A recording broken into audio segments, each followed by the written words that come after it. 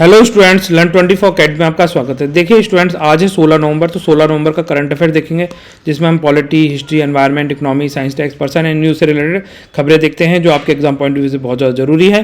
तो आज ही बिना देरी करे स्टार्ट करते हैं आज का डेली न्यूज़ एनालिसिस, जिसमें हम देखेंगे ये थंबनेल वाले आर्टिकल्स जो आपके लिए बहुत ज़्यादा इंपॉर्टेंट है। यहाँ से आपको अपने एग्जाम में क्वेश्चन देखने को मिल सकते हैं। तो यहीं से स्टार्ट करते हैं, आ जाइए। देखिए पहला जो आर्टिकल है ये ग्रीन हाउस गैस इफेक्ट से रिलेटेड है। अब ग्रीन हाउस गैस इफेक्ट होता क्या है, अजय इसको समझते हैं। देखिए हमारी सन है, सन से रेडिएशन हमारी अर्थ की तरफ आती है। अर्थ पर टकराने के बाद में ये रेडिएशन कुछ तो वापस एटमॉस्फेयर में चली जाती है, कुछ जो हमारा एटमॉस्फेयर है मतलब स्पेस में चली जाती है, और कुछ हमारे जो अर्थ का जो एटमॉस्फेयर है उसमें ट्रैप होकर रह जाती हैं। ठीक है, तो जो ये रेडिएशन है, यहाँ से एक क्वेश्चन पूछा कि जो सन से रेडिएशन जो निकल कर आ रहा है, ठीक है, और जो अर्थ तक आ रहा है उसको शॉर्ट वेव बोला जाता है या फिर उसको लॉन्ग वेव बोला जाता है, बताइए। ठीक है, क्या बोला जाता है इसको, शॉर्ट वेव या लॉन्ग वेव। जो सन से रेडिएशन आ रहा है उसको तो शॉर्ट वेव रेडिएशन बोला जाता है। ठीक है, शॉर्ट वेव रेडिएशन। और जो अर्थ से टकराने के बाद, जो अर्थ की सरफेस से टकराने के बाद जो रेडिएशन वापस बाहर की तरफ जा रहा है ना, एटमॉस्फेयर या एटमॉस्फेयर बाहर निकल जाता है, वो कौन सा रेडिएशन होता है, वो लॉन्ग वेव रेडिएशन होता है। ये थोड़ा सा ध्यान रखें, यहाँ से एग्जाम में कई बार क्वेश्चन पूछा गया है। ठीक है, तो शॉर्ट वेव रेडिएशन कौन सा हो गया, जो सन से आ रहा है, और जो हमारी अर्थ से टकराने के बाद वापस एटमॉस्फेयर में जा रहा है वो कौन सा हो गया, लॉन्ग वेव रेडिएशन। अब जो शॉर्ट वेव और लॉन्ग वेव रेडिएशन है कैसे पता चलता है, देखिए जो सुदूर अंतरिक्ष में बहुत दूर से जो रेस ट्रेवल करके आती हैं, ठीक है, उनके जो वेव का जो डिस्टेंस होता है उससे ही ये पता लगाते हैं कि ये शॉर्ट वेव्स हैं या लॉन्ग वेव्स हैं। ठीक है, जैसे जैसे ये वेव्स आगे बढ़ती जाती हैं इनकी वेवलेंथ बढ़ती जाती है। तो अंतरिक्ष में से जो आ रही हैं बहुत दूर से, जैसे कॉस्मिक रेज आती हैं, ठीक है, फिर गामा रेज आती हैं, फिर एक्स रेज, फिर यूवी रेज, फिर अल्ट्रावायलेट मतलब विजिबल लाइट्स, फिर इंफ्रारेड, फिर माइक्रोवेव, फिर रेडियो वेव्स। तो रेडियो वेव्स जो होती हैं इनका, जैसे मान लीजिए किसी वेव के बीच की जो दो ट्रफ्स होते हैं, इनका जो बीच का जो डिस्टेंस होता है ना, जैसे जैसे बढ़ता जाएगा उसी के बेसिस पे हम इनके वेव लेंथ डिसाइड करते हैं। ठीक है, तो एक ट्रफ से लेकर दूसरे ट्रफ का बीच का जो डिस्टेंस है हम क्या बोलते हैं, ये इसकी वेव लेंथ है। अब जैसे मान लीजिए कॉस्मिक रेज होती हैं, इनकी जो वेव लेंथ होती है बहुत ही कम होती है। ठीक है, तो जो कॉस्मिक रेज हैं, फिर गामा रेज हैं, तो ये इसी ऑर्डर के अंदर इनकी वेवलेंथ बढ़ती है, और ये भी एग्जाम में कई बार क्वेश्चन पूछा गया है, तो ये थोड़ा सा आपको ध्यान रखना है। ठीक है, इसको याद करने की सिंपल सी ट्रिक है, जैसे मान लीजिए आप ऐसे बोलिए, छोटी गर्ल एक्स यू वी में बैठ के बोली आई एम रेडी। ठीक है, अब देखिए इसी ऑर्डर में ये मैंने लिखा है। तो जो रेडियो वेव्स होती हैं इनकी जो वेवलेंथ है सबसे ज़्यादा होती है, माइक्रोवेव में उससे थोड़ी कम होती है रेडियो वेव से, फिर इंफ्रारेड वेव्स इनकी और कम होती है। इंफ्रारेड वेव्स का इस्तेमाल कहाँ होता है, इसका इस्तेमाल होता है हमारे जो रिमोट कंट्रोल्स होते हैं उसमें इस्तेमाल करते हैं। माइक्रोवेव्स का इस्तेमाल क्या करते हैं, माइक्रोवेव का इस्तेमाल हम कर रहे हैं जो हमारे माइक्रोवेव ओवन्स होते हैं। रेडियो वेव्स का इस्तेमाल क्या कर रहे हैं, जो हमारी रेडियो फ्रीक्वेंसीज है कम्युनिकेशन के लिए हम रेडियो वेव्स का इस्तेमाल करते हैं। बोलते हैं ना रेडियो चला दो, रेडियो चला दो, तो ये वही रेडियो वेव्स हैं। ठीक है, विजिबल लाइट्स कौन कौन सी होती हैं, जैसे मैंने बोला विब VIB GYOR। ठीक है, V से वॉयलेट, I से इंडिगो, B से ब्लू, G से ग्रीन, Y से येलो, O से ऑरेंज, R से रेड। ठीक है, तो यही ऑर्डर होता है, इसी ऑर्डर के अंदर इनकी वेवलेंथ भी बढ़ती जाती है। रेड की वेवलेंथ ज़्यादा होती है इसलिए दूर तक ट्रेवल कर सकती हैं। ठीक है, जो जितनी ज़्यादा वेवलेंथ होगी उतनी ज़्यादा दूर तक ट्रेवल कर सकती हैं। ठीक है, तो ये थोड़ा ध्यान रख सकते हैं। Cosmic rays, gamma rays, X rays, UV रेज, विजिबल लाइट्स, तो ये इसी ऑर्डर में आप इनको याद रख सकते हैं। इनकी जो वेवलेंथ है इसी प्रकार से है। ठीक है, ये नाम याद रख लीजिए, यहाँ से एग्जाम में कई बार क्वेश्चन पूछे जाते हैं। अभी हालांकि हम ये वेवलेंथ नहीं पढ़ रहे तो इसलिए मैंने जल्दी जल्दी में बता दिया। आपको अगर इसके बारे में डिटेल में जानना हो तो आप कमेंट सेक्शन में लिख सकते हैं, वहाँ हम इसको डिटेल में समझ लेंगे। ठीक है, अब देखिए यहाँ पर तो जो ये जैसे लॉन्ग वेव रेडिएशंस हैं, ठीक है, ये वापस जाती हैं तो हमारे एटमॉस्फेयर को ये गर्म करती हैं। ये एटमॉस्फेयर को गर्म करने के कारण क्या होता है, जो हमारी आई शीट्स हैं, है ना, ये पिघल रही हैं, मेल्ट डाउन हो रही हैं। इसकी वजह से जो हमारा सी सरफेस है वो राइज कर रहा है। ठीक है, सी सरफेस बढ़ने के कारण जो हमारे कोस्टल प्लेन्स हैं, है ना, जो आइलैंड कंट्रीज़ हैं वो सबमर्ज होने की कगार पर पहुँच रहे हैं, वो डूबने की खतरे हुए कगार पर हैं, क्योंकि जैसे जैसे सी लेवल राइज करेगा तो जो कोस्ट हैं, हमारे जो तटीय किनारे हैं वो डूब रहे हैं, और साथ साथ जो निचले देश हैं जो बिल्कुल जिनका स्तर बिल्कुल समुद्री लेवल के बराबर है तो वो डूबने की कगार पर है, जैसे कि मालदीव, हमारे लक्षद्वीप के कुछ आइलैंड्स है ना, इंडोनेशिया के कुछ आइलैंड्स हो गए, तो ये क्या है, डूबने की कगार पर है। तो ये थोड़ा सा ध्यान रख सकते हैं। आइलैंड्स क्या है, सबमर्ज कर सकते हैं। इसकी वजह से जो हमारा फ्लोरा है, फोना है, ठीक है, पेड़ पक्षी जो हैं, पशु पक्षी और पेड़ पौधे, ठीक है, तो इनको भी ग्लोबल वार्मिंग की वजह से नुकसान पहुंच सकता है, बहुत ज़्यादा हानि हो सकती है। तो इसको क्रब करने के लिए ही ये ग्रीन हाउस गैस से रिलेटेड जो बोलते हैं ना, ये क्लाइमेट चेंज से रिलेटेड समिट्स हो रही हैं, ठीक है, ग्लोबल वार्मिंग को क्रब करना चाहते हैं, रोकना चाहते हैं। तो ये ग्लोबल वार्मिंग यही है कि हमारा जो पूरा जो अर्थ का जो टेम्परेचर है जो बढ़ रहा है उसको क्रब करना है। तो वर्ष 2015 में क्या हुआ, 2015 में एक पेरिस एग्रीमेंट हुआ, उसके अंदर ये डिसाइड किया गया कि जो हमारे जो ये वाला जो सेंचुरी है, ठीक है, कौन सा, अभी तो 2000 चल रहा है, हम 2021 की बात कर रहे हैं, 2021 तक हम क्या करेंगे, जो हमारी अर्थ का टेम्परेचर है इसे 2 डिग्री सेंटीग्रेड तक ही टेम्परेचर बढ़ने देंगे, ठीक है, मतलब इससे कम रखना है हमें टेम्परेचर, बहुत ज़्यादा नहीं बढ़ने देंगे, हमारी कोशिश ये है। तो ये जो 2 डिग्री सेंटीग्रेड तक हम राइज होने दे सकते हैं हमारे टेम्परेचर को, तो इसके लिए कोई बेस ईयर लिया गया, हाँ ये 1850 से लेके 1900 तक, 1900 में, तो ये एक एवरेज लिया गया कि 1850 से लेके 1900 में जो हमारा अर्थ का जो टेम्परेचर था उससे हम 2 डिग्री टेम्परेचर तक ही बढ़ने देंगे। तो ये वाली बात है। हालांकि हम कोशिश कर सकते हैं कि हम 1.5 डिग्री टेम्परेचर तक ही बढ़े, इतना हमें कोशिश करनी है, ठीक है, हमें ये कोशिश करनी है कि हम 2 डिग्री ना बढ़ने दें, हम 1.5 डिग्री तक इसे करब करने की कोशिश कर सकते हैं अगर हम हमारी हरकतें सुधार लें, ठीक है। तो ये वाली बात करेंगे। तो अब क्या है, WMO, ठीक है, वर्ल्ड मेट्रोलॉजिकल ऑर्गेनाइजेशन के जो चीफ है पैट्री टलास, तो उन्होंने ये कहा कि हमने हज़ारों से, मतलब बहुत सारी तो डजन्स ऑफ कॉन्फ्रेंस कर ली, 1000 पन्नों से ज़्यादा की हमने रिपोर्ट पब्लिश कर ली, फिर भी क्या इफेक्ट पड़ रहा है, फिर भी हमारा जो ग्लोबल वार्मिंग है, जो हमारा अर्थ का टेम्परेचर है वो बढ़ रहा है, ठीक है, हम उसे क्रब नहीं कर पा रहे। वर्ष 2022 में क्या नापा गया कि वर्ष 2022 का जो टेम्परेचर है वो 1.15 डिग्री सेंटीग्रेड तक फिर भी बढ़ गया है। कब, कौन से लेवल से, वही 1850 से 1900 का जो लेवल था उससे अगर नापा जाए तो अब वर्ष 2022 तक हमारा जो अर्थ का टेम्परेचर है वो 1.15 डिग्री सेंटीग्रेड तक फिर भी इंक्रीज कर गया है, राइज कर गया है। तो ये बात कह रहे हैं। तो इसमें सबसे ज़्यादा जो राइज करने के पीछे जो ग्रीन हाउस गैसेज है, कौन कौन सी गैसेज, फिर उन्होंने गैसेज के नाम बताए, ठीक है, कौन कौन सी गैसेज सबसे ज़्यादा कंट्रीब्यूट कर रही हैं इसमें। तो उन्होंने बात कही, एक तो कार्बन डाइऑक्साइड, ठीक है, ये एनसीईआरटी की चार्ट है ये वाला, तो ठीक है, ग्रीन हाउस गैसेस में कौन कौन सी गैसेस सम्मिलित होती हैं, तो ये ध्यान रख सकते हैं। 60% कार्बन डाइऑक्साइड है, मीथेन 20% है, CFC क्लोरोफ्लोरोकार्बन 14% है और नाइट्रस ऑक्साइड है 6%, ठीक है। तो इन्होंने कहा कि जो ग्रीन हाउस गैस में सबसे ज़्यादा इफेक्ट कौन सी दे रही है, carbon dioxide, methane and nitrous oxide, ये 3 गैसेस के बारे में इन्होंने कहा कि इन 3 गैसेस की वजह से हमारा जो अर्थ का टेम्परेचर है वो बहुत ज़्यादा बढ़ रहा है। हालांकि क्लोरोफ्लोरोकार्बन भी बहुत ज़्यादा इंपैक्ट देते हैं, इसकी वजह से हमारा जो ओजोन लेयर है वो डिप्लीट करती है, ठीक है। तो क्लोरोफ्लोरोकार्बन का इस्तेमाल कहाँ होता है, रेफ्रिजरेशन में होता है, जो हमारे रेफ्रिजरेटर्स होते हैं इसमें इसका इस्तेमाल होता है, ठीक है। तो ये रिपोर्ट बहुत ज़्यादा इंपॉर्टेंट है, थोड़ा सा इसको ध्यान रखें। आज नेक्स्ट चलते हैं। अब देखिए नेक्स्ट खबर है यहाँ पर, ये हमारे प्राइम मिनिस्टर है मोदी जी, ठीक है, ये नतमस्तक हो रहे हैं इस मूर्ति के सामने। ये किनकी मूर्ति है, ये मूर्ति है बिरसा मुंडा की, ठीक है। बिरसा मुंडा क्या थे, आपने नाम सुना होगा, छत्तीसगढ़ की तरफ है ना। तो इन्होंने क्या था, बिरसा मुंडा ने आंदोलन चलाया था, उलगुलन, ठीक है, कब चलाया था, 1899 से लेकर 1900 में एक आंदोलन स्टार्ट किया था इन्होंने। ये उलगुलन नाम से आंदोलन स्टार्ट करा था। इसमें कहा था कि जो ट्राइबल्स हैं, ठीक है, वो अब ब्रिटिशर्स को टैक्सेस नहीं देंगे, उनकी जो ज़मीन है जो ट्रांसफ़र कर दी जाती है जमींदार्स को, ब्रिटिशर्स अपने हाथ में ले लेते हैं, उसके विरोध में इन्होंने अपनी आवाज़ उठाई थी, ठीक है। इसी की वजह से इनको बहुत जाना जाता है, भगवान की तरह पूजा जाता है, और इन्होंने इसी आंदोलन की वजह से अपने मतलब जो ट्राइबल समाज को उत्थान के लिए टैक्सेस की वजह से बहुत ज़्यादा इनको परेशान किया जा रहा था, ठीक है। इनसे जो एग्रीकल्चर क्रॉप्स थी वो छीन ली जाती थी, उनको बाउंड किया जाता था कि आपको यही प्रकार की क्रॉप उगानी है, ठीक है, जैसे नील की खेती करना, इस तरीके, है ना। तो इनको बाउंड किया जाता था, आप इसके अलावा कोई और क्रॉप नहीं कर सकते, बहुत ज़्यादा इनसे टैक्सेस चार्जेस किया जाता था। तो उसके अगेंस्ट में इन्होंने अपनी आवाज़ उठाई थी और बाद में इनको मार भी दिया गया था, ठीक है। तो परंतु इसका क्या हुआ था, इनके उलगुलन जो इन्होंने आंदोलन चलाया था, इसकी वजह से ब्रिटिशर्स को झुकना पड़ा था बाद में, और ब्रिटिशर्स ने बाद में छोटा Nagpur Tennessee act bill pass किया था 1908 के अंदर। इसके अंदर ये प्रोविज़न रखा गया था, जो ट्राइबल्स की जो लैंड है वो नॉन ट्राइबल को अब ट्रांसफ़र नहीं की जाएगी, ठीक है। जैसे मान लीजिए जो एक ट्राइब से दूसरी ट्राइब में ट्रांसफ़र कर सकते हैं लैंड, पर तो नॉन ट्राइबल जो कोई और बाहर से आया विदेशी है ना, कोई और कास्ट का है, ठीक है, जैसे मान लीजिए कास्ट क्या, जैसे हिंदू है, जमींदार, जैसे ट्राइब नहीं है, तो उसको ये लैंड ट्रांसफ़र नहीं की जाएगी, ठीक है। तो ये थोड़ा सा ध्यान रख सकते हैं।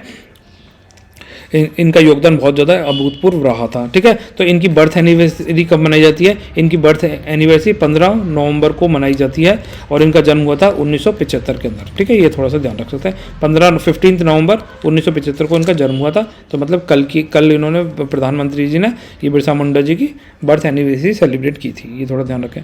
अब देखिए नेक्स्ट खबर है राजस्थान। ठीक है, तो यहाँ पर देखो राजस्थान में जो वुमेन्स एम्पावरमेंट की जो बात की जाती है वो काफ़ी पीछे है और उसके लिए यहाँ पर ये डेटा पूरा छापा गया। परंतु हम क्या है कि राजस्थान पॉइंट ऑफ व्यू से ना देखें इसको, इंडिया पॉइंट ऑफ व्यू से इस डेटा को समझेंगे। और राजस्थान पॉइंट ऑफ व्यू से मैं इसके लिए एक अलग से लेक्चर लेकर आऊँगा जिसमें बहुत डिटेल में हम राजस्थान का कंपैरिजन करेंगे। जो राजस्थान का अगर कोई एग्जाम दे रहा है, चाहे RS मेंस लिख रहा हो, तो उसके लिए ये डाटा बहुत ज़्यादा इंपॉर्टेंट रहेगा। ठीक है, साथ साथ अगर राजस्थान से रिलेटेड कोई और अन्य एग्जाम दे रहे हैं तो वहाँ भी ये डेटा सम्मिलित रूप से इंपॉर्टेंट रहेगा। तो आ जाइए इसको इंडिया के पॉइंट ऑफ व्यू से इस डेटा को समझते हैं कि इंडिया में क्या कंडीशंस है वुमेन्स की। ठीक है, आ जाओ। अब देखिए अगर हम वुमेन हुएवर अटेंडेंट स्कूल, ठीक है, तो जो महिलाएं स्कूल अटेंड करती हैं तो उनकी पोजीशंस में अगर हम बात करें तो राजस्थान की तो देखो कितना है 63.5% वुमेन्स ही स्कूलिंग कर पाती हैं। परंतु हम टॉप स्टेट्स की बात करें तो केरला में कितने 95.5% महिलाएं स्कूलिंग मतलब एनरोल करती हैं, स्कूल जाती हैं। हिमाचल में 81% एंड तमिलनाडु के डेटा में 80%। तो अभी ये ऑर्डर याद रख सकते हैं। जो वुमेन्स हैं स्कूल अटेंड करने वाली वुमेन्स की संख्या अगर देखी जाए परसेंटेज में तो केरला नंबर 1 पे आता है। ठीक है, ये थोड़ा ध्यान रखें। दूसरे नंबर पे हिमाचल प्रदेश और तीसरे नंबर पे तमिलनाडु। फिर इसके बाद में वुमेन्स एज जो 20 से 24 साल की है, जिनकी शादी 18 साल से पहले हो गई थी, परसेंटेज में हम बात करी जाए तो राजस्थान में तो इसको 25.4% बताया गया, परंतु हिमाचल प्रदेश में देखा जाए तो ये संख्या है सिर्फ 5%। ठीक है, 5.4% है। तो हिमाचल प्रदेश की बहुत अच्छी कंडीशन है। वुमेन्स की शादी मतलब बिफोर 18 ईयर्स नहीं करते हैं, वहाँ पे बहुत कम करते हैं। ठीक है, तो 5.4% ही करते हैं। बाकी जो 94.6% है वहाँ की जो वुमेन्स की शादी आफ्टर द 18 ईयर्स ही की जाती है। दूसरे नंबर पर केरला का अच्छा रिकॉर्ड है 6.3% और पंजाब का है 8.7%। ठीक है, तीसरे नंबर पर इन्फेंट मोर्टेलिटी रेट की बात करी जाए पर 1000 लाइव बर्थ पर। ठीक है, केरला में कितनी डेथ होती है 4.4%। ठीक है, तमिलनाडु में 18% और वेस्ट बंगाल में 22%। तो केरला के डाटा बहुत अच्छे हैं इन्फेंट मोर्टेलिटी रेट में, वहाँ पर बहुत अच्छी हेल्थ फैसिलिटीज़ प्रोवाइड की जा रही है, इसका मतलब यह है। ठीक है, फिर उसके अलावा स्टंटेड चाइल्ड, वेस्टेड चाइल्ड और अंडर वेट चाइल्ड। ठीक है, तो स्टैंडर्ड चाइल्ड का मतलब क्या होता है? स्टैंडर्ड चाइल्ड का मतलब होता है कि भाई उसकी एज के अकॉर्डिंग उसकी हाइट ना बढ़ना। ठीक है, ग्रोथ की कमी देखी गई है इसके अंदर। तो ये केरला के अंदर मतलब काफ़ी अच्छे डाटा रिकॉर्ड से यहाँ पे 23% ही है, जबकि राजस्थान में बात करी जाए तो 31% है। ठीक है, केरला के बाद में दूसरे नंबर पे पंजाब है और तीसरे नंबर पे तमिलनाडु है। अगर स्टैंडर्ड चाइल्ड की केसेस की बात करी जाए परसेंटेज टर्म में तो मतलब बहुत कम डेटा आपको केरला के अंदर देखने को मिलेगा। ठीक है, अब वेस्टेड चाइल्ड की बात करी जाए तो वेस्टेड चाइल्ड का मतलब है कि जो हाइट के अकॉर्डिंग वजन, जैसे बोलते हैं ना ये कुपोषण का शिकार है, कमजोर बच्चा है, तो उसकी बात कर रहे हैं। ठीक है, तो वेस्टेड चिल्ड्रन परसेंटेज में बात करी जाए तो पंजाब का प्रतिशत है सिर्फ 10%, जबकि राजस्थान का प्रतिशत 16.8% है। जैसे 100 बच्चों का जन्म हुआ तो 100 में से 16% बच्चे राजस्थान में तो क्या होंगे? वेस्टेड चिल्ड्रन होंगे। परंतु पंजाब में कितने होंगे? 10 ही बच्चे होंगे। हरियाणा में 11% है ना, उत्तराखंड में 13%। इस तरीके से याद रख लीजिए। ठीक है, फिर अंडर वेट चिल्ड्रंस की बात करी जाए तो अंडर वेट में पंजाब का डाटा अच्छा है। तो यहाँ पे आप देखिए अगर हम इन्फेंट और स्टैंडर्ड की बात करी जाए तो केरला ठीक है, दोनों में केरला अच्छे रिकॉर्ड पर है। हम वेस्टेड और अंडर वेट की बात करी जाए तो यहाँ पे पंजाब के डेटा अच्छे हैं वेस्टेड और अंडर वेट में। अंडर वेट क्या होता है? एज के अकॉर्डिंग वेट कम होना। ठीक है, ये थोड़ा सा ध्यान रख सकते हैं। अब देखिए house hold with any member having a health insurance. ठीक है, तो ये हेल्थ इंश्योरेंस की बात कर रहा है कि परिवार में किसी भी एक सदस्य के पास हेल्थ इंश्योरेंस है। तो इसमें सबसे अच्छा डाटा किसका है? राजस्थान का है। यहाँ पर हेल्थ इंश्योरेंस कवरेज में 87.8% कवरेज प्रदान कर रहा है ना। यहाँ की जो जनसंख्या है उसकी बात करी जा रही है, उसमें से 87% जनसंख्या के पास में क्या है? हेल्थ कवरेज है, उसने किसी ना किसी प्रकार से हेल्थ इंश्योरेंस ले रखा है। तो इसमें राजस्थान टॉप पर आ रहा है, ये एक इंपॉर्टेंट डेटा हो जाएगा। ठीक है, थोड़ा ध्यान रख सकते हैं। हेल्थ कवरेज में। उसके बाद में छत्तीसगढ़ है और उसके बाद आंध्र प्रदेश है, ठीक है। फिर population that use in the improve sanitation facilities, तो जो सैनिटेशन फैसिलिटीज़ हैं वो पॉपुलेशन में सबसे ज़्यादा कौन से स्टेट के कर रहे हैं, तो देखो केरला में 98% लोग हैं ना ये टॉयलेट्स का इस्तेमाल करते हैं, ठीक है, खुले में सोच नहीं जाते हैं, तो ये थोड़ा ध्यान रखते हैं। सैनिटरी फैसिलिटीज़ का इस्तेमाल करते हैं केरला, पंजाब और हरियाणा, ये थोड़ा ध्यान रखें। फिर इसके बाद में आ जाइए, यहाँ पर कुछ डेटा दिया गया है HDI से रिलेटेड है, ह्यूमन डेवलपमेंट इंडेक्स में। तो सबसे अच्छा प्रदर्शन है केरला का, फिर हिमाचल का, फिर पंजाब का। इसके बाद में अगर हम बात करें पर कैपिटा इनकम, ठीक है, तो ये स्टेट डोमेस्टिक प्रोडक्ट के साथ में net state domestic product per capita income के अकॉर्डिंग कर्नाटका, हरियाणा और गुजरात के आंकड़े काफ़ी अच्छे आए हैं, ठीक है। फिर हम बात करें पॉपुलेशन दर लोएस्ट टू वेल्थ क्वांटाइल्स होता है 20%, ठीक है। 20 के जैसे 100 डिवाइडेड बाय 5 कर दीजिए, क्वांटाइल मतलब 5 है ना, 100 डिवाइडेड बाय 5 करेंगे तो 20 निकल करेगा, तो 20 के रेशियो में ये डिवाइड करेगा, तो इसमें ये क्वांटाइल्स के डेटा निकाल रहा है कि तो इसमें जो रैंक आई है 18 से 30, ठीक है। इसमें टॉप कौन मार रहा है, केरला एंड पंजाब मार रहा है, जो पॉपुलेशन की डेटा है लोएस्ट टू वेल्थ क्वांटाइन, ठीक है। ये थोड़ा सा ध्यान रख लें, इतना ही इंपॉर्टेंट है इसमें। फिर इसके अलावा यहाँ पर है indicator related to malfunctioning, ठीक है। तो माल फंक्शनिंग में ये GVA, ये मैन्युफैक्चरिंग में जो GVA के डेटा परसेंटेज में देखा जाए तो इसमें उत्तराखंड, गुजरात, हिमाचल प्रदेश का डेटा बहुत अच्छा है। अगर हम मैन्युफैक्चरिंग एम्प्लॉयमेंट के बेसिस पे कैलकुलेट करें तो वहाँ पे गुजरात, पंजाब और तमिलनाडु के डेटा काफ़ी अच्छे निकल कर आए, ठीक है। तो इसके अलावा हम एजुकेशन रिलेटेड इंडिकेटर्स की बात करी जाए तो एलिमेंट्री एजुकेशन क्लास 1 से लेकर 8 तक की बात करी जाए, ANERE का मतलब है एडजस्टेड नेट एनरोलमेंट रेशियो, ठीक है। तो कितने बच्चे एनरोल करते हैं उसके बेसिस पे फर्स्ट क्लास से लेकर 8th में एलिमेंट्री एजुकेशन ले रहे हैं, तो इसमें कर्नाटका टॉप पर है, दूसरा हिमाचल है, तीसरा उत्तराखंड है।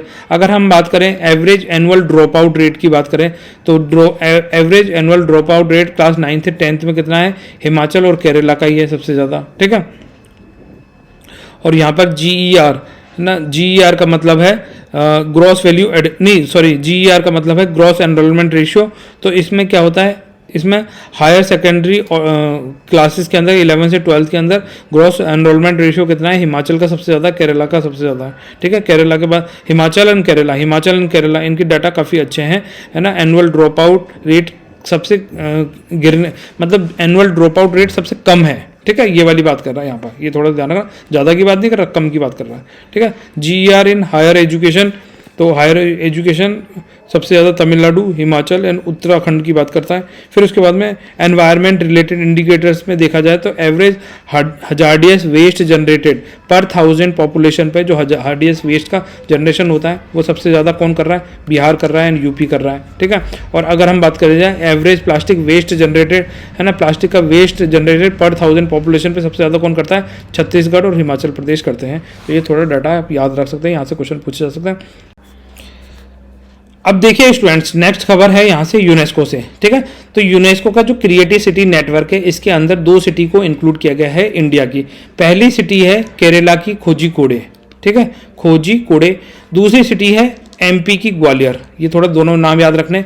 जो केरला की कोझिकोडे सिटी है तो ये पहली सिटी बन गई है जिसको यूनेस्को की क्रिएटिव सिटी नेटवर्क के तहत लिटरेचर कैटेगरी के तहत मतलब इसके अंदर इंक्लूड किया गया है ना। लिटरेचर कैटेगरी में यूनेस्को की जो क्रिएटिव सिटी नेटवर्क है उसके तहत इसको इंक्लूड किया गया है केरला की कोझिकोडे। तो यहाँ पर क्या है, लिटरेचर फेस्टिवल भी ऑर्गेनाइज कराया जाने वाला है, ठीक है, केरला में। तो ये थोड़ा सा इंपॉर्टेंट हो जाता है, ये याद रखना है। और जो MP की ग्वालियर सिटी है इसको यूनेस्को की क्रिएटिव सिटी लिस्ट में किसके तहत इंक्लूड किया गया है, फील्ड ऑफ म्यूजिक, है ना, म्यूजिक के क्षेत्र में इसको इंक्लूड किया गया है। तो ये थोड़ा सा ध्यान रखना, केरला को तो लिटरेचर कैटेगरी में इंक्लूड किया गया है और ग्वालियर को म्यूजिक की कैटेगरी में इंक्लूड किया गया है जो यूनेस्को की क्रिएटिव सिटी नेटवर्क है इसके अंदर, ठीक है। यहाँ से क्वेश्चन पूछा जा सकता है तो इनको याद कर लीजिए। इसके अलावा देखिए अभी नेक्स्ट खबर है फाइनेंशियल एक्शन टास्क फोर्स, ठीक है। जो फाइनेंशियल एक्शन टास्क फोर्स की जो टीम है वो इंडिया में आई है और वो क्या करेगी, यहाँ पर रिपोर्ट देखेगी, फ्रेमवर्क जांचेगी कि इंडिया के जो ऑफिशियल्स हैं, गवर्नमेंट है, वो क्या कर रही है money laundering and terror financing को लेकर, ठीक है। तो इसकी बाद में ये रिपोर्ट भी पब्लिश करेंगे। कि यहाँ पर किस तरीके से कार्य हो रहा है इसके ऊपर, मनी लॉन्ड्रिंग और टेरर फाइनेंसिंग के ऊपर। तो देखिए money laundering and terror financing होता क्या है। तो देखिए money laundering and terror financing के लिए आप ये रेड फ्लैग देख पा रहे हैं। तो जब भी आप ये रेड फ्लैग देखा तो आप समझ जाइए इसका सिंपल सा मतलब है, ये इंडिकेट करता है money laundering and terror financing को। तो आ जाइए FATF के बारे में समझते हैं।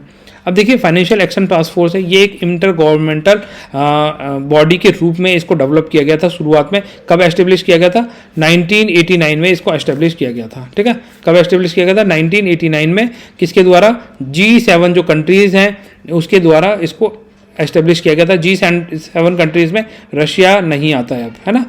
रशिया को इंक्लूड कर लेंगे तो ये G8 कंट्रीज हो जाती है, ये थोड़ा ध्यान रखें।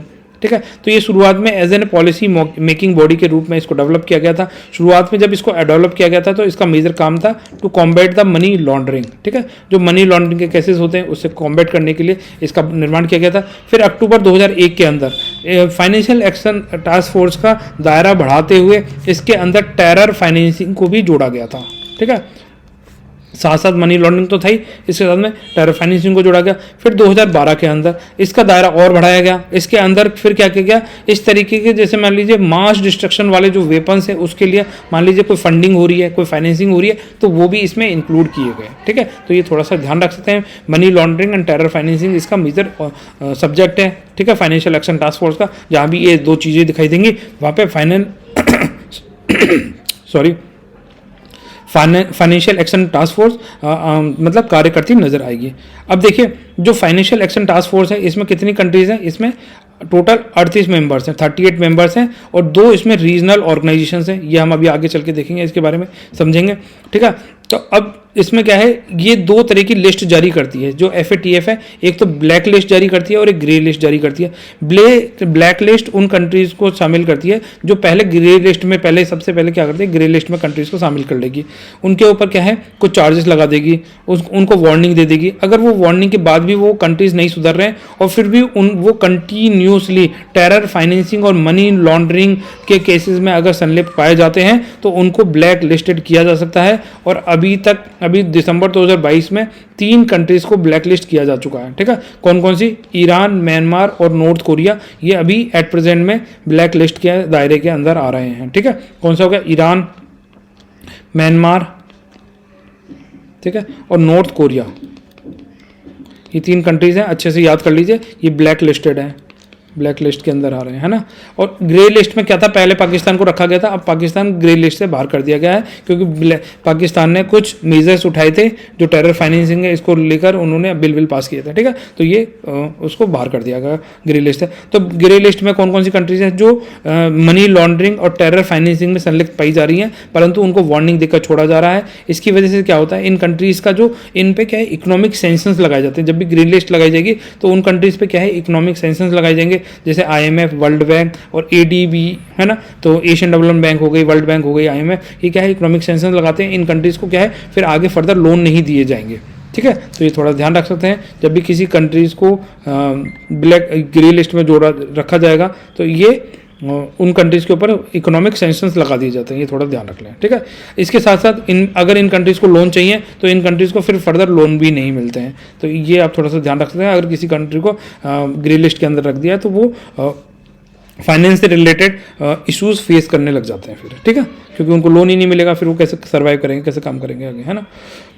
अब देखिए जो मेंबर कंट्रीज है इसमें वर्ष अक्टूबर 2023 तक इसमें कितने हैं, 30 फुल जो मेंबर्स हैं वो कितने हैं, 38 कंट्रीज इंक्लूड की गई हैं। ये थोड़ा छोटा दिखाई देगा परंतु आप इसको याद करने की कोशिश करें, काफ़ी इंपॉर्टेंट डेटा है, यहाँ से एग्जाम में क्वेश्चन पूछा जा सकता है।